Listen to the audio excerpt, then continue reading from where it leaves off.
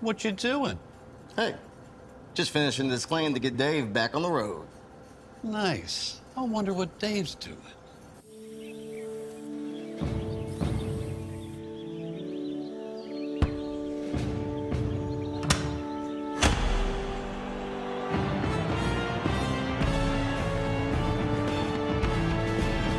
You do your thing. We've got you covered. Hey, is the power off on this? I don't know. Just take it off.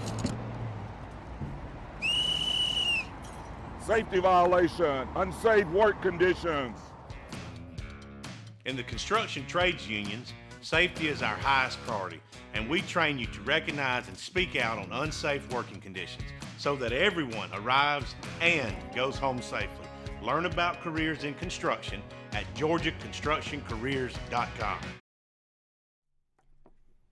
Good afternoon and welcome to the 349th episode of the Alfa Insurance Georgia Prep Sports Drive for the GHSA State Title. Today we're going to talk about another head coaching change that just happened yesterday. That's Brooks County opening up, Maurice Freeman stepping down, one of the state's all-time winningest coaches. We're going to talk about some of the track and field results over the weekend, a big invitational at Archer. We'll highlight that.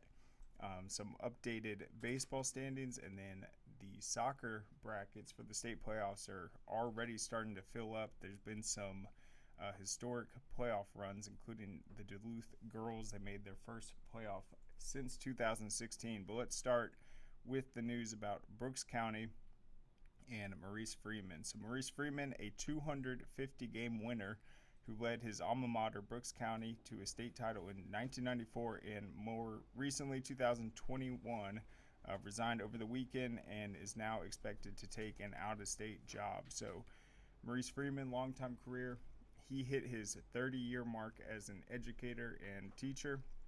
So now he's officially retired, but he said he's going to continue to coach, and currently he is looking at looks like an out-of-state job, either in Alabama or Florida. So Brooks County announced the news, and it said that Josh McFather, he was on the staff last year. He's going to be promoted to head coach, but this remains an interim basis. So I expect the staff to move around, and potentially some of his guys at Brooks County, since he's been there so long, may end up following him wherever he lands. Freeman told the AJC on Friday that he was a candidate for jobs in Alabama and Florida, but had made no decision as of yet. Freeman is leaving his home state after working as a head coach for 30 seasons. Freeman's win total ranked third among active GHSA coaches behind Marist Alan Chadwick and Calvary Day's Mark Stroud.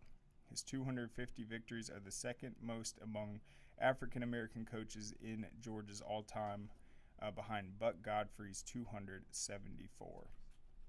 So, spring ball is right around the corner. It's always interesting when you see a lot of the coaches step down shortly after the season. Obviously, this isn't a situation where Brooks County struggled last year. This is because he has retired and he's stepping down now. So, the coaching carousel has already moved around a lot. But I'm sure there's some candidates out there. We'll see who they take over. But let's just look at what he was able to accomplish. So he took over in 2008. He made the playoffs every single season. They made it to the semifinals last year. They obviously won the state championship in 2021, and they also won the region title. So in his tenure, it looks like they won 8 region titles. Then last year they were 8-6, but none of those losses came within Class A Division I. They fell to Thomasville, Wayne County, Thomas County Central, Bainbridge, and Cook, and then won 8 straight before falling to state runner-up Swainsboro, 24-17 in the semifinals.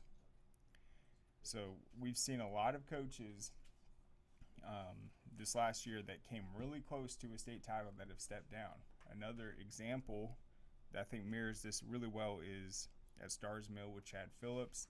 They made it to the semifinals, lost on the last second to Perry, and then he stepped down because he reached his retirement too. So keep that in mind with a lot of these new coaches. More so this year than in previous ones. A lot of coaches stepped down. We did not see many firings. So that will be very interesting to see who takes over for the Trojans. This will be their first head coach besides Coach Freeman since 2008. So big shoes to fill right there. And speaking of that, let's pull up. I'm still waiting for the GHSA, and obviously in a reclassification year, it takes a little more time, but for the big schedule release, a lot of the information we've got, Najee's highlighted on the show, going over some of their schedules are off social media. Najee covered Buford's schedule last week and some others, but there are some games that have been filled in and populated. I've gone over some of the big week 1 matchups, and speaking of Brooks County, they'll be opening up on August 16th against rival Thomasville. So right out the gates, it's a big rivalry game. It will be cross classification, but certainly a big test. And then some of the other ones that are going to debut a new head coach. You have Baldwin against Perry. Jesse Hicks stepped down after his long career, going up against the defending state champ Perry Panthers. That will be a great one. You got Bainbridge. Jeff Littleton stepped down. He won the state title at Bainbridge. He's now at Tift County. Bainbridge is going to open up against Coffee, another defending state champ. You got Camden County, a new head coach. Travis Rowland coming in from Florida after winning the state title at Mainland. He's going to open up against Brunswick. See if I can find a couple more new head coaches that will be debuting week 1.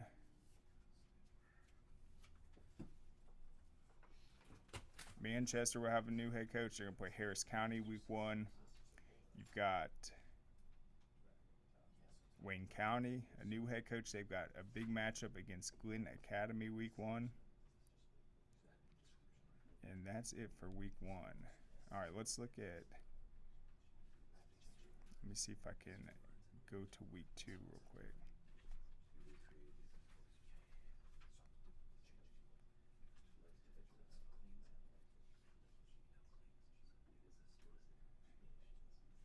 Okay, it's still not letting me. All right, well, we'll get the schedule. Hopefully that comes out soon. I'm sure it will, but it has been difficult for with the appeals. Some of the regions got reshaped after the appeals, so the schedules have taken a little longer. But let's go to the coaching vacancies to see who else remains. Obviously, Brooks County. You got Hancock Central still searching for their replacement for Coach Blunt. Heritage Conyers looking for their replacement for Ryan Andrews. Josie's still open. Lanier County, Kurt Williams, he took his new job at Macon County. Lanier County is still open. And then you got Petula Charter, Spalding, and then Savannah Country Day. And Spalding is a perfect example with Brooks County, with Maurice Freeman stepping down. They named an interim coach. Spalding obviously had a tough situation with Coach Kearney. I was surprised they didn't promote an interim in that circumstance while they were looking for the new coach. I felt like that would have been the no-brainer, smart thing to do. But Spalding remains open. I think that one will probably be filled soon. You got Savannah Country Day replacing John Mooring. He took another job within the state, and that's it. So only 6 left. But yeah, we've covered a lot of them. Some of the more significant ones happened last week. Marcus Washington is taking over South Cobb. He is a former Georgia Bulldog. He was actually there a year before I got there, dealt with some medical issues. He's gotten into coaching. This is a big opportunity for him. With Cobb County, we've seen a lot of programs that have struggled for a long time, brought in new coaches, and had great success last year. With Campbell, Jeff Phillips coming over from North Springs, he led them into the playoffs. You saw what Osborne did last year with their staff. Coach Salam, Philip Ironside also on the staff. They'll have a new coach, but South Cobb is in that same Same category as those Cobb County teams that are trying to get to the next step. I also put Pebblebrook in there. They brought in South Atlanta's head coach last year for the first time.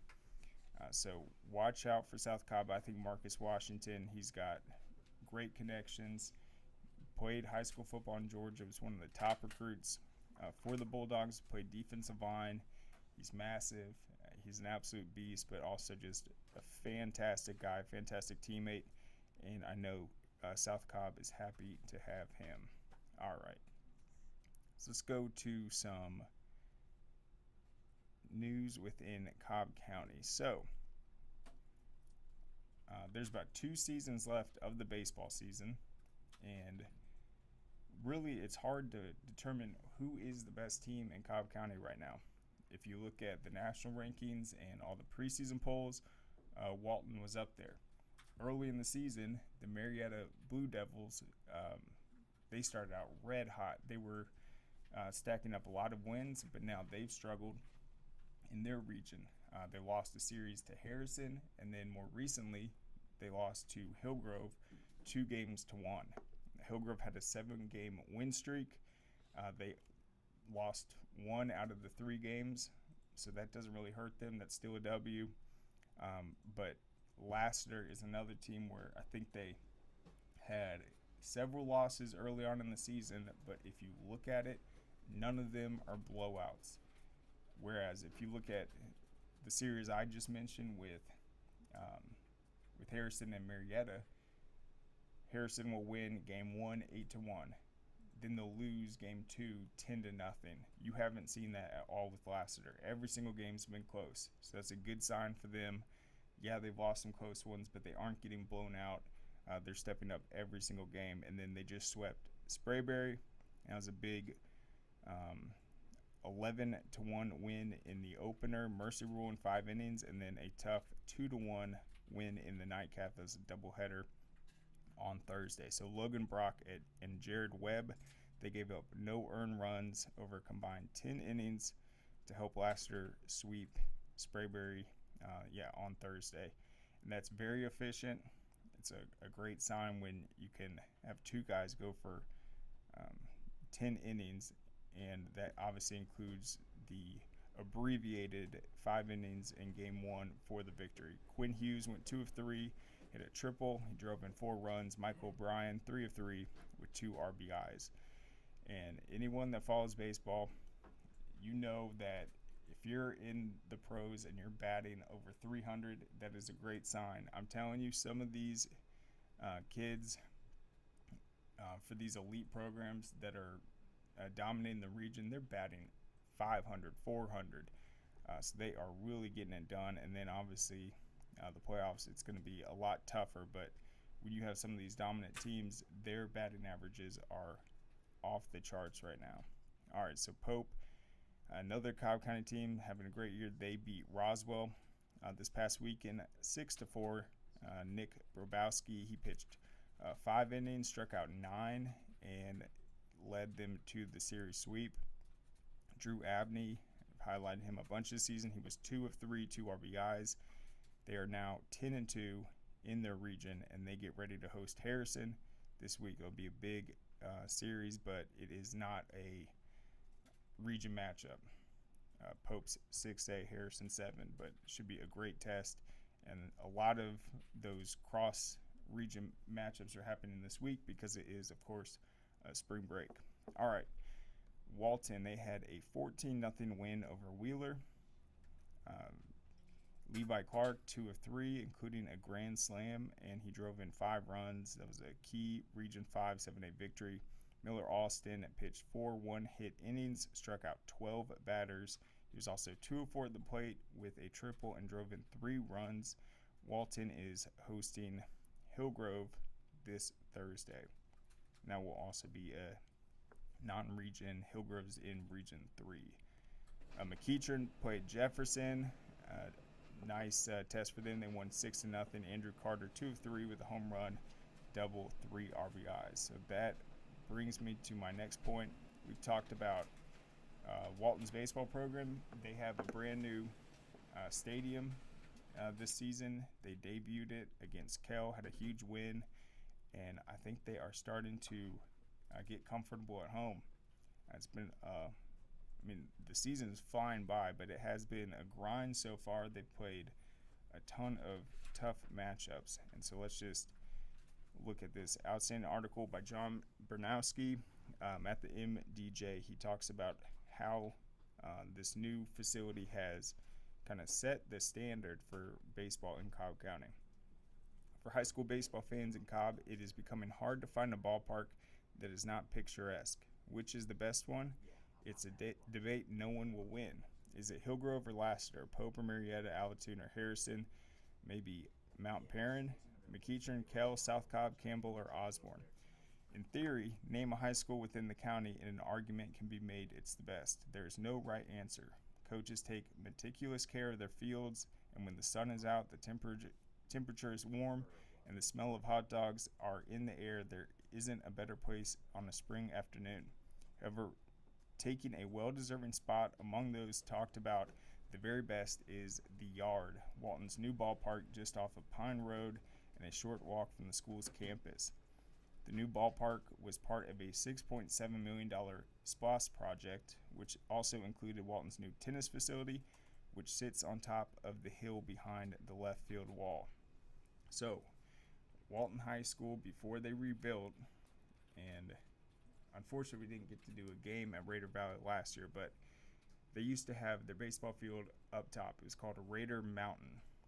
So then where the field currently is, that was basically just kudzu and undeveloped.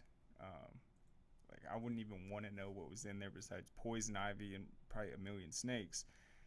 Well, they finally, after that land sat there for years and years, they did a great job. They resurfaced it, completely leveled it, and then put the Yard. So they went from Raider Mountain. Football is Raider Valley. Now you have the Yard right there. It's a beautiful facility. You see the tennis program, all their state titles, and so they are getting comfortable in it. And the same dimensions were used. If you ever saw Raider Mountain, they had their version of the green monster in center field. I guess the blue monster. Very high center field, one of the hardest ballparks to hit it out of. So this new one, they are finding themselves at home. They talked to Shane Amos, a longtime baseball coach, 35 years spent at Walton, including 20 as head baseball coach. He says for years they played atop Raider Mountain. It was good to the program. They won 3 state championships there. While the dimensions of the old playing field was similar to the new digs, the previous venue and its amenities were packed into a cramped space on top of a hill behind the school. And if you go to, since they're talking about Cobb program, so Lassiter's baseball field, it's right next to their tennis courts, and because a foul ball can go back, they have like a 120-foot high net to protect balls from going onto the tennis court or the track maybe. Well, with Raider Mountain, there was none of that. So if you parked anywhere close to that baseball field, you had a high risk of a ball landing in your windshield. So that was another positive for them moving it. Attached to the Yard is a field house that includes the baseball team's locker room, batting cages, and training room. The new concession area and facilities allow a conference room where the coaches hold meetings, and it's attached to the press box. We are very fortunate, Amos says. It's got absolutely everything. The only thing the area is lacking is parking. There are only 40 or so parking spots on site, and fans are taking a chance by using them. A left-handed batter only needs to foul off a pitch, and a baseball lover could have their day spoiled by returning to their vehicle and seeing a baseball sitting in the front seat going through the windshield. So I guess they still haven't put up a net. To relieve that issue, a pedestrian bridge was constructed to allow people to park on the other side of the road. Everything is top-notch. The new dimensions are 320 feet down the lines, 345 in the alleys, and then 365 to straightaway center field. The biggest difference from Raider Mountain is in center. At the old park, it was the same measurement as the alleys with a 16-foot tall wall built to make it harder to hit a home run to make the park seem bigger. Now there's just a 10-foot batter's eye straight up the middle, and it has one big advantage. Many other parks in the county had to wait for a long time, swaying mature trees from center field to the right field corner. Hillgrove, Lassiter, Alatoona, and others have to wait for outfield trees to mature to surround the field. For Walton, the setting makes it seem the yard has already been there for years. The dugouts are some of the bigger ones in the county, and they have what may be a unique item, a padded shelf-like bar for the players to lean on, bang on, and catch front row view of the games. So far, the new park has been good to the team, with Walton sporting a 8-4 record there this season. The sample size is small, with the Raiders still trying to figure out what home field advantages are. That's understandable since the baseball team spent the last 2 seasons playing home games at the East Cobb Baseball Complex, as the old baseball field was being retrofitted for Walton's softball team, one of the first athletic programs to be displaced as the new school was constructed. So, the new yard has been very good to Walton. They're settling in. Let me just pull up this current standings right now. And man, that will be a great environment for the playoffs. But I mean, you've seen famous shots of baseball games when the team reacts to a home run. And yeah, you have the padded fence on the dugout. That is something that you don't see at very many high school stadiums. So I think that's a great touch. They did it efficiently. That land wasn't being used for anything. They didn't have to mow down an old neighborhood or anything like that. It's a great addition. Credit to everyone who worked to make it happen. And then obviously the county, and that's the thing. When one school makes a decision like that, it lays out a model for the other programs. They did it by converting the old field into the softball complex, so a very efficient use of resources for sure. So Walton, they had a 2-1 series win over North Cobb to start last week, and then over the weekend, a big sweep over Wheeler. 2 of those games were on the road. So up next, you got the Hillgrove matchup. That's almost a top 10 matchup. We'll see if I put Hillgrove in the top 10 this week. They were about 12 last week. Then they got at home against Thomas County Central, a big showdown, just a 1 game against Woodstock, and then a huge region showdown against Cherokee starting next week. That will almost certainly be for the number 1 seed. And then they still have Osborne to close it out. So that is the latest in Area 5. Walton has a 1-game lead on North Cobb. They also own the tiebreaker after getting that series win. They have a 1-game lead over Cherokee. They still have to play that series, and then 2-game lead over Kennesaw Mountain, and Wheeler and Osborne are out of reach at this point. So it's been a great first season, and we'll see if they're able to clinch that region next week against Cherokee. But let's go ahead. We'll thank our sponsors and come back on the other side. Hey, does it matter if this leaks? It don't matter to me. Can't see it from my house. Illegal use of hands, improper training. GeorgiaConstructionCareers.com has 14 different highly skilled trades with tuition-free training in our certified apprenticeship programs to train you the right way. Find your career at GeorgiaConstructionCareers.com. All right, so let's talk about some of our Cobb County guys that are making headlines in the pros. Obviously, the NFL draft is coming up this month. We'll see how many end up going in that, but it was opening day for MLB, and a former McEachern grad or alum, Victor Scott II, he takes first in MLB opening day. He's playing for the St. Louis Cardinals now. So on a day when Cardinals rookie outfielder Victor Scott realized a childhood dream and got to share the moment with his family in front of a sellout crowd of 53,000 at Dodger Stadium, he wasn't the only one overcome by nerves or acting out of sorts. Instead, Scott forced the opposing team to play uncomfortably in the field. Scott, a 23-year-old former fifth-round pick in 2022, entered spring as a non-roster invitee and already had a resume that preceded him thanks to 94 stolen bases last season in the minors, as well as the distinction of being given an 80 grade for speed on the scouting scale by Baseball America, an elite grade given to just 9 prospects. That reminds me of Billy Burns from Walton. He was actually the fastest guy in the MLB when he was a rookie, and speed allowed him to realize his dream, and he actually went into the Walton Hall of Fame, I think, a couple months ago.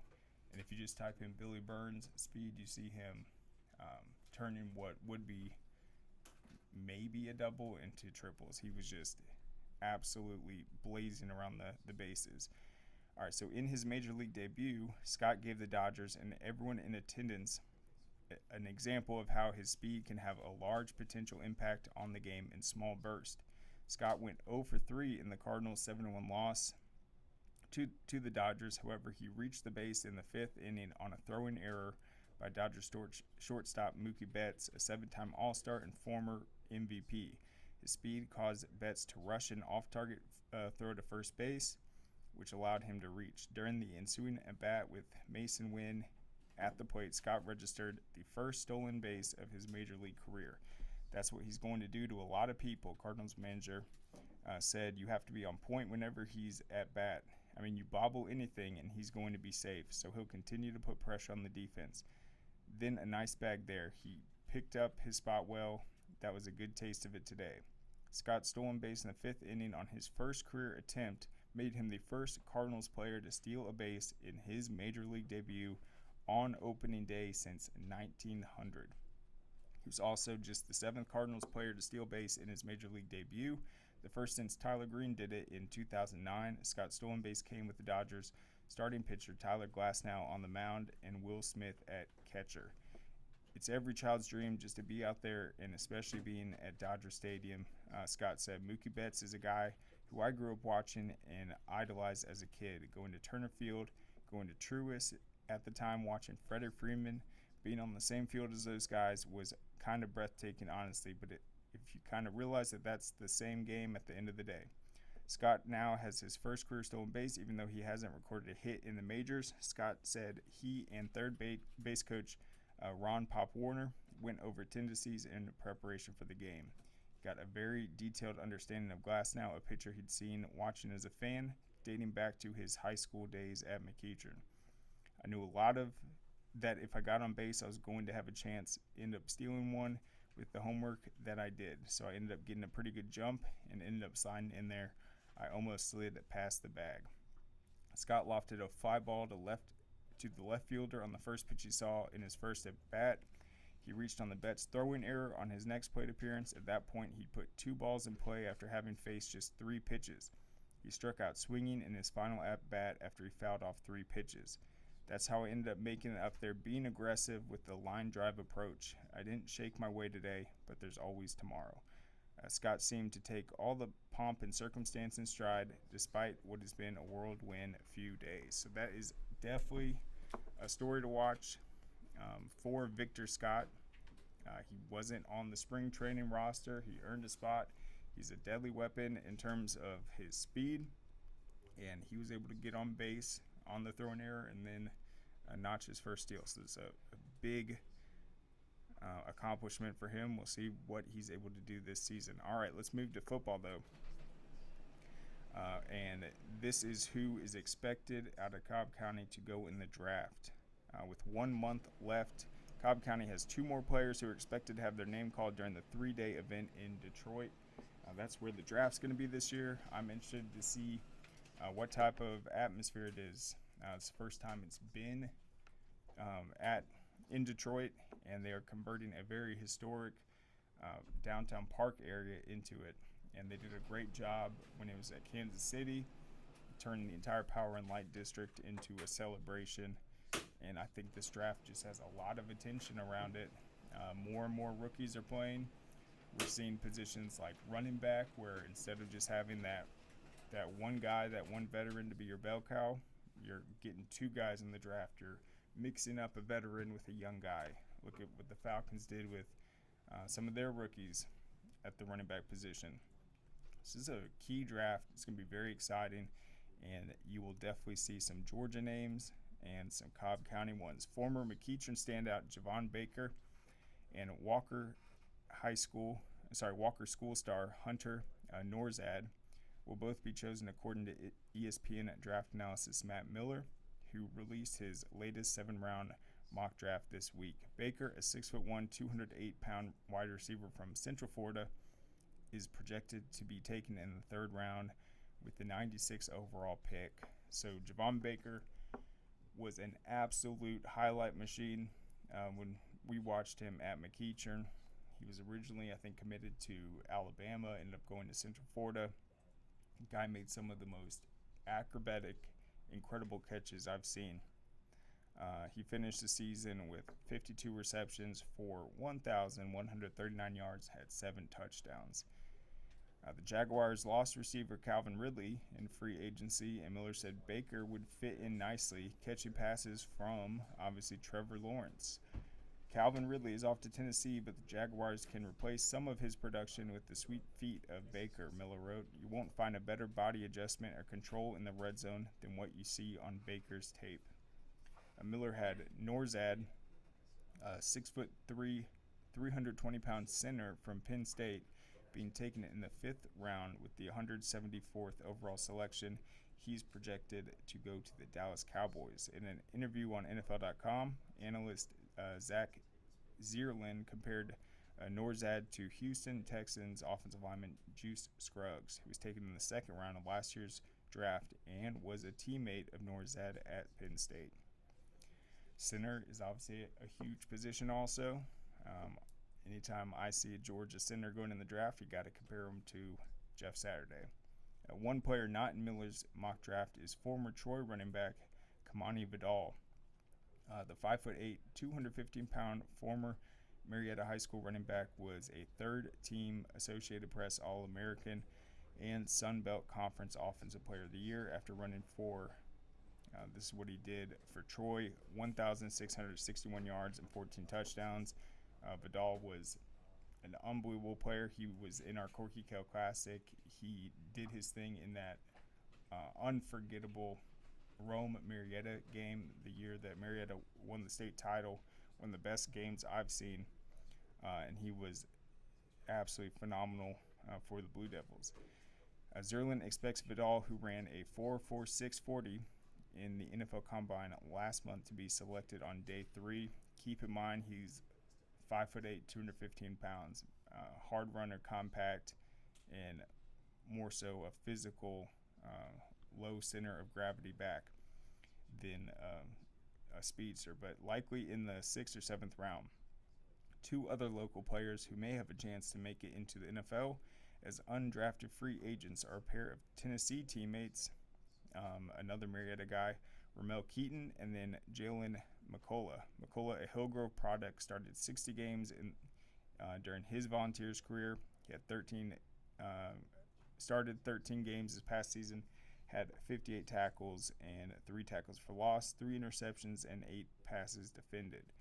McCullough's ability to play special teams, his versatility in the defensive backfield may give him a chance for a roster spot. And then Keaton, a Marietta alum, played in 55 games with 24 starts with Tennessee. He caught 86 passes for 1,500 yards and 11 touchdowns, averaged 17 yards per catch, and became someone Tennessee looked to when it needed a big catch in a big moment. We saw him do just that. So that's some of the Cobb County guys. You also have Dominic Blaylock. See if he's able to make a roster. He decided not to play his final season with Georgia Tech, but that's obviously something we'll be covering closely in April is the NFL draft and looking at how many Georgia prospects end up going in it. And back in 2012, and this is before Twitter allowed the 155 character count or whatever it is now, I used to count up the rounds. I would look at where every single player went to high school, and then I'd tweet it out. So obviously I'd use state abbreviations, and I noticed during that time that Georgia was either number 1 or number 2. And not only throughout all 7 rounds, Georgia was dominating the first and second round. That's where the bulk of these prospects were coming from. And so I would tweet that out, and people would just love seeing it. And that's when I realized, okay, Georgia, this trend that we're seeing right now with them outpacing Florida, Texas, and California, that's only going to continue.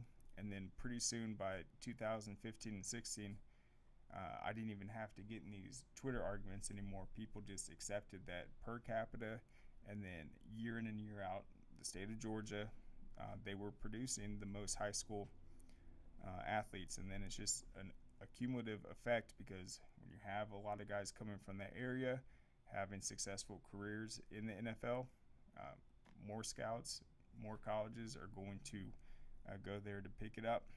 And we have seen that. And even with the quarterback position, Deshaun Watson, Trevor Lawrence, who else am I missing? Justin Fields, all these guys. From 2000 to 2010, there was one 5-star quarterback in the state of Georgia. The next decade, there were 9. And they have been leading the way. And then look at it now. So definitely want to see if Georgia can have another first place finish in the draft. But I think they're averaging over the last 4 years, I think it's about 23 or 22 draft picks out of the 256. So that's pretty good when, I mean, even in some years, if you do the math, that's 1 out of 9 prospects in the NFL draft played high school football in Georgia. That is unreal. I think that was 3 years ago, where that's exactly the exact ratio, 1 out of 9. So keep that in mind, and obviously they'll be in Michigan. Be very exciting. All right, let's go to some other stories real quick before we hit the break. All right, let's get an update on the national tournaments that some of our Georgia champions are going in. That was Hebron Christian, the girls basketball team. They won the national title at the Throne. Hebron Christian's girls team added another championship to its resume. This happened Saturday afternoon. And Hebron was so dominant this season, they entered the state championship with a 45-point average margin of victory. They were up by 27 points on Wesleyan in the finals, and then all hell broke loose.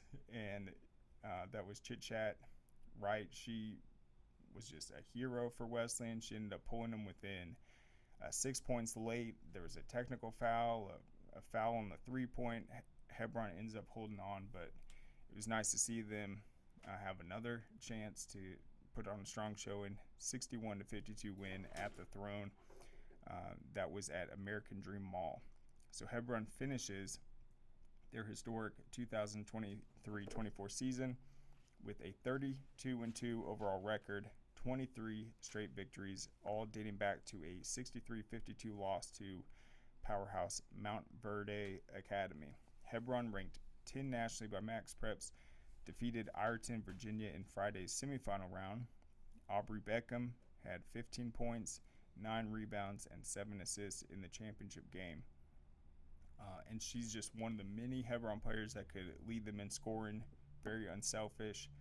She put up monster numbers this season despite having so much surrounding talent.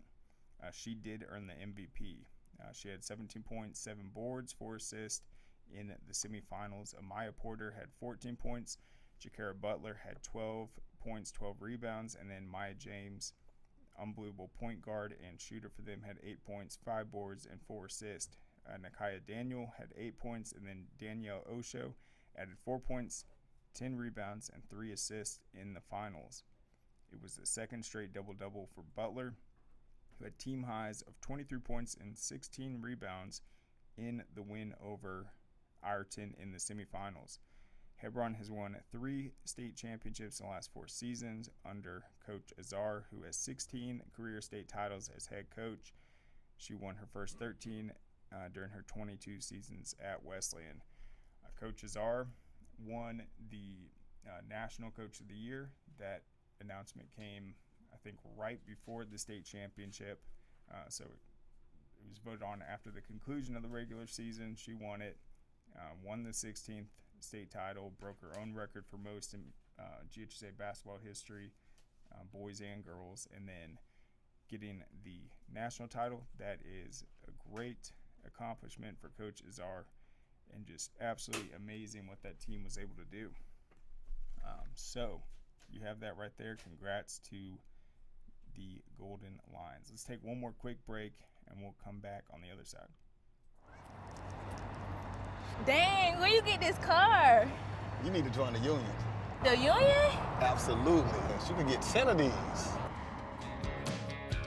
Union construction workers earn the highest wages with the best benefits and the most protection in the construction industry. Find your career in construction.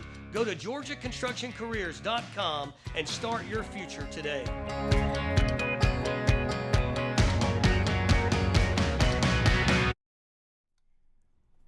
All right, welcome back. So we're going to talk a little track and field real quick. I'm pulling up last week's blog, and we'll get into the Archer Invitational. That was probably the biggest one. Let me pull this up. And I will have another track and field blog out today, and then that will recap a lot of this weekend's results, and then I'll also be back on Thursday with another update. Let me just find this real quick. All right. So here's some of the major meets this past weekend. So the Archer Invitational, it had 36 total teams, 8 out-of-state teams, and then 28 of the 36 are Georgia programs. Archer headlines it. You had Brookwood, Buford, Discovery, Grayson, Collins Hill, Newton, Norcross, Seconder, South Gwinnett as the major Gwinnett programs in there. They also had Kell, Wheeler, and then Veterans, Cambridge, Spalding, Salem. Now, last year, the Archer girls and Shiloh boys earned team state championships at the event. The Lady Tigers beat Marietta, and then Shiloh topped Atlanta, and then 5th place Archer. So now let's pull up this week. And the Shiloh boys and Archer girls once again won this year. That was the Shiloh boys, Archer girls track and field teams second at Archer Invitational. That headline's tripping me up. All right. The Shiloh boys and Archer girls track and field teams posted runner-up finishes in Saturday's Archer Invitational. Newton won the boys title with 77. Archer was second with 65.5 among the 2018 boys field. Archer and Grayson also had top finishes in the boys. Archer tied Newton for second, and the girls meet at 64, well behind Collierville, Tennessee, which won with 134. Girls field featured 23 teams. Grayson took 8th. In terms of some of the top finishes, Anna Warren, she won the 3,200 meter and also took first in the 800 relay. All right, so let's go to let's get back to the Stars Mill event. So Stars Mill hosted a 22-team field. This was just as star-powered. They had Alexander in there, Carrollton, Central Carroll, Douglas County, some out-of-state teams, Parkview, McIntosh, Stevenson, and Whitewater. Last year, the Richmond Hill girls and Carrollton boys took the top scores. And then one of the major events I was focusing on was the high jump. Last year at the Stars Mill Invitational, that was when Tito Alofe, the senior for Stars Mill, had his standout performance. He cleared 7 feet in the high jump and then ended up winning the state title in the high jump and then earning a scholarship at Harvard, where he is a jump specialist. He's doing the triple jump, long jump, and high jump, all for the Crimson right now. So I have this year's results pulled up because obviously you'll have a new champion in the boys high jump after Tito graduated. All right, so this year Carrollton, the boys won once again 112 points. You had the Richmond Hill girls repeat with 126 points over Franklin, Tennessee. And in the high jump, got this pulled up right here.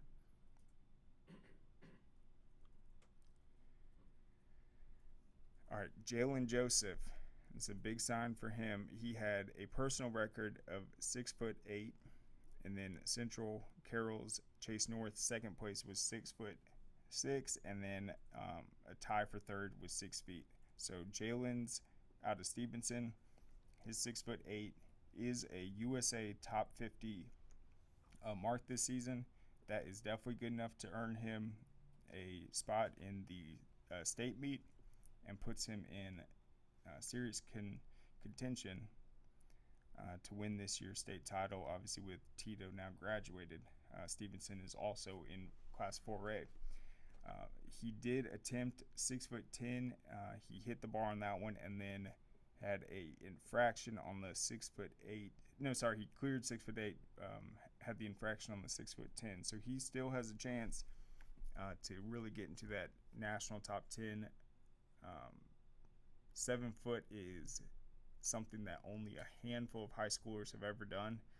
Tito was one of the few that I've seen, so he's closing in on it. He is a senior, but it is a wide open field this year.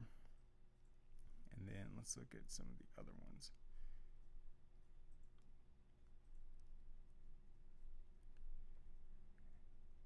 All right, and so for the Carrollton boys, they did their damage across the board. They struggled in the hurdles, only got 3 points there, but they dominated the distance. 29 points came out of the distance events, 23 of those points out of the jumps, and then 19 out of the relays.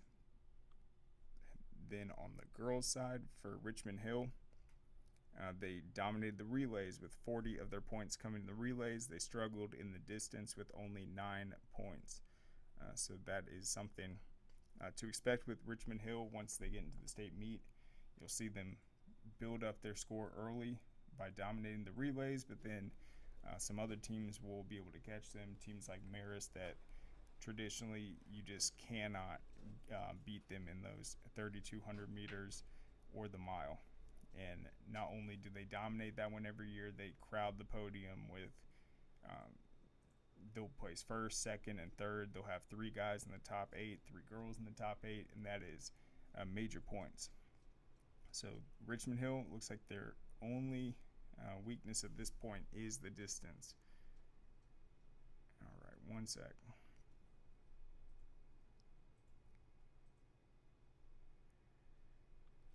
All right, some recruiting news real quick. Grayson's Andrew Fuller.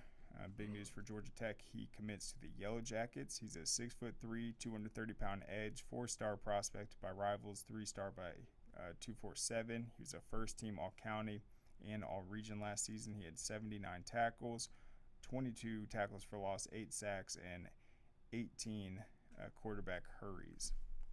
And pull him up real quick. So we saw Abernathy last week commit to Liberty, and he is a senior. In fact, I got confused a little bit. I thought he was a junior, but no, we're seeing some of these big name prospects committing. But yeah, Andre Fuller is a junior. He'll be in that class of 2025. That was his major offer. He had 32 overall, but he was balancing between App State, UConn, Duke, and Liberty.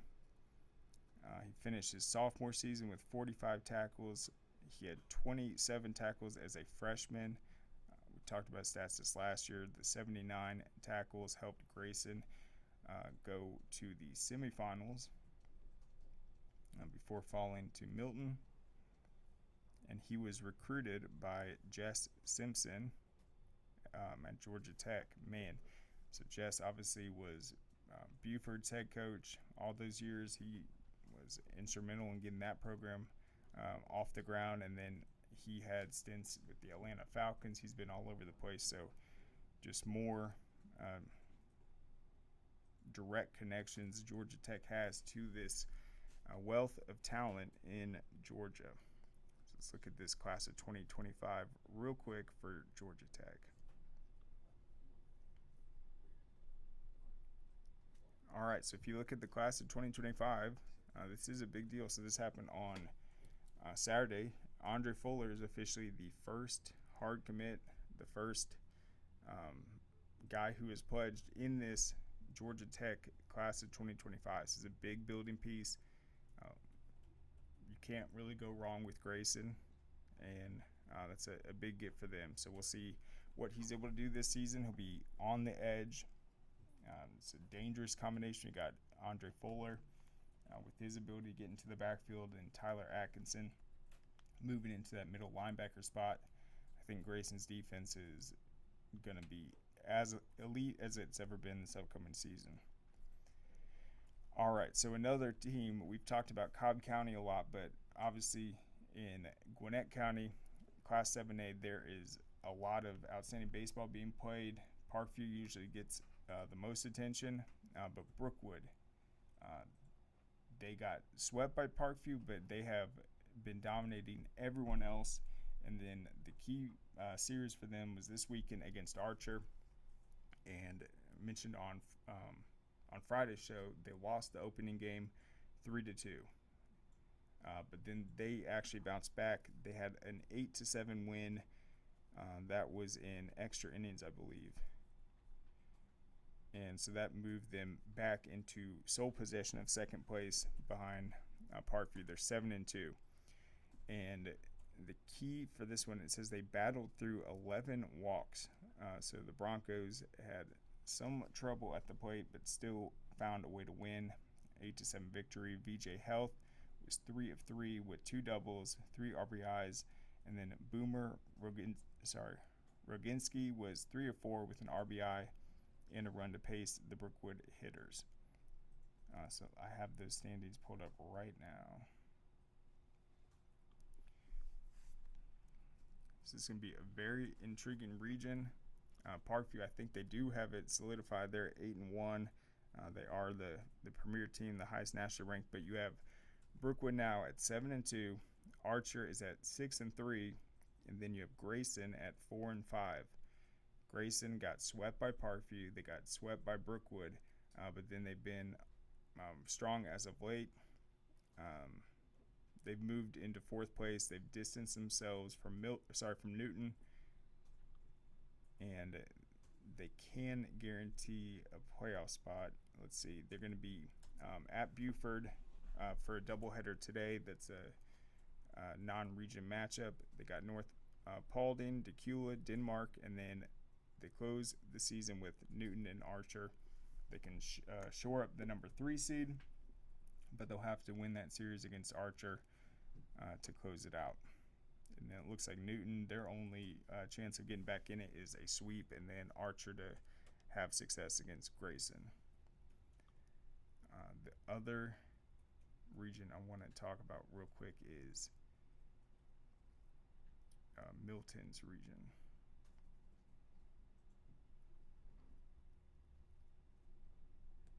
Hold up one sec.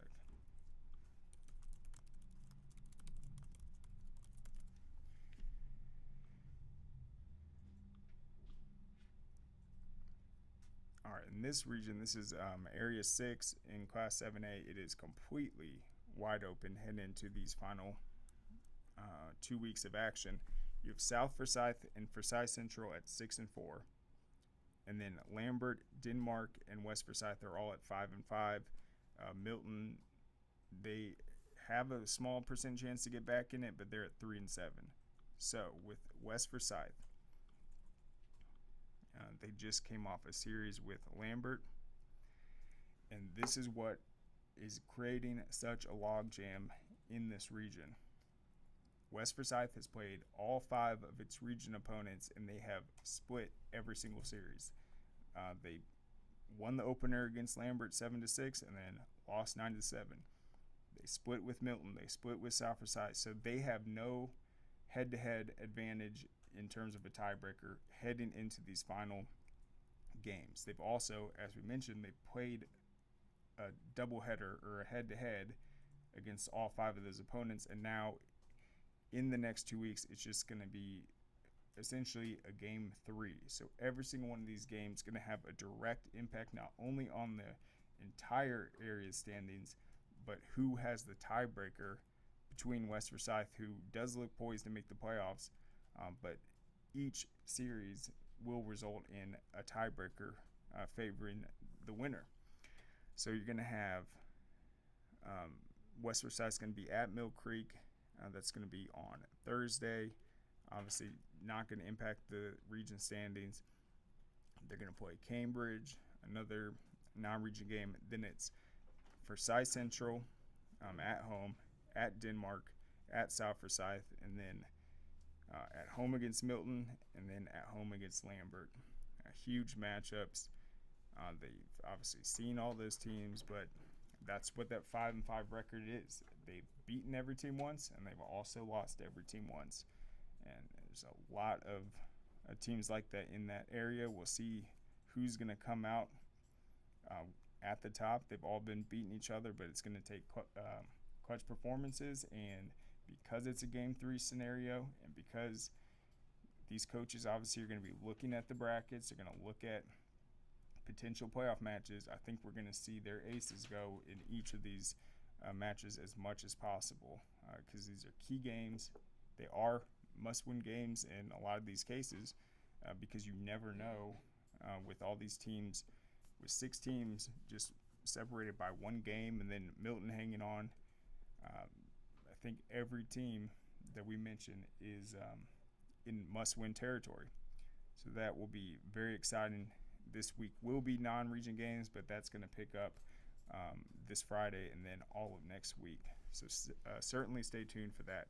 All right, but that is all we have for now. We'll be back tomorrow at noon for Underrated and Overlooked with myself, Najee, Hayden, and Max talking high school recruiting, college football news, and then NFL news as well. Go to scoreatl.com. We've got more stories up there, more features, and then we'll have the rankings out this week. And then you can check out my track and field blog at the AJC's website. But thank you so much for joining us, and we'll see you tomorrow. What you doing? Hey, just finishing this claim to get Dave back on the road. Nice. I wonder what Dave's doing.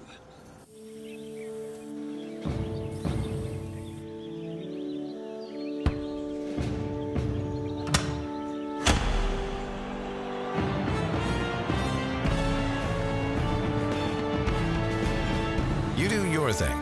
We've got you covered.